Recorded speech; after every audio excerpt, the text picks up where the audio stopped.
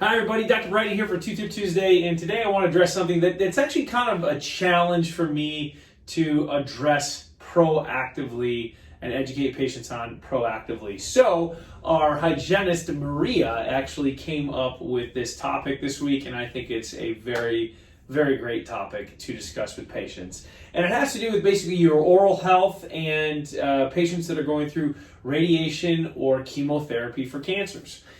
So a lot of times when you have radiation or chemotherapy, it commonly is not discussed with your doctor, your primary care physician, radiation oncologist, how those treatments may affect your mouth. And as a result, we'll see a lot of patients that will go through treatments and then unfortunately come out of them and have quite a few oral health issues. Now, I will say in my experience, it seems that more and more primary care physicians, radiation oncologists are warning patients of the effects that can happen in the mouth and how to be proactive and preventative on those effects. But it's a challenge for me as their dentist who they only see once every 3 or 6 months, that if they go into treatments in those gaps away from the dental office, I don't have time to warn them and I don't know that they're going through them. And so unless they need dental clearance for some particular type of procedure, I don't even know that they went through it until after the fact, and then we're trying to play catch up. And so I want to quickly give a review, a generalized review.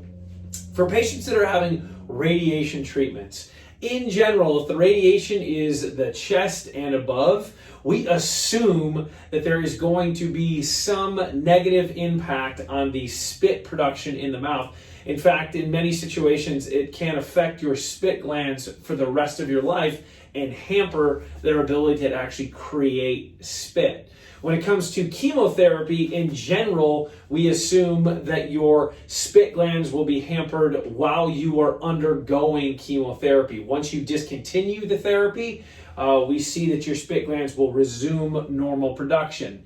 Now, I will say on that little note with the chemotherapy, in my experience, it's not a guarantee that those spit glands will resume normal function. Many times they are somewhat hampered for the rest of life as well.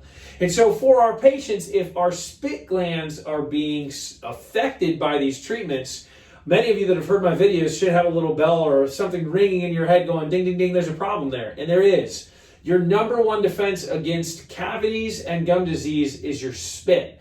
And so if you go through radiation treatments or you go through chemotherapy treatments and you're seeing that spit production drop, you see your risk for cavities and gum disease go through the roof. And so what we like to do is prior to any kind of radiation or chemotherapy, we want to, one, try and get the mouth nice and healthy. So if you have active cavities, get them taken care of. If you have active gum disease, definitely get it taken care of.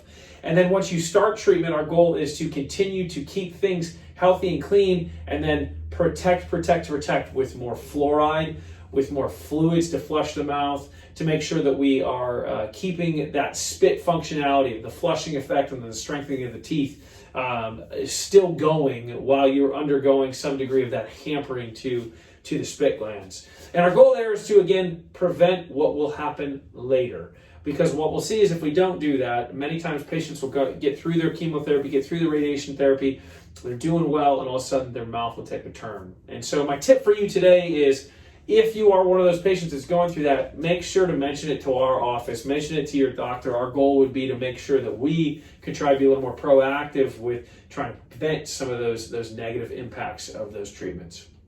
If you have questions about this, please reach out. This is becoming more and more of a topic, and I think it'd be great if we can kind of spread the news. So if you have questions, please reach out, and you can email us, call us, you can message us here on Facebook or Twitter, whatever we're using this on. But I want to make sure we're helping those patients that are going through that. So thanks for tuning in. I hope you find this helpful. Have a great rest of your Tuesday, and have a great rest of your week. Thank you.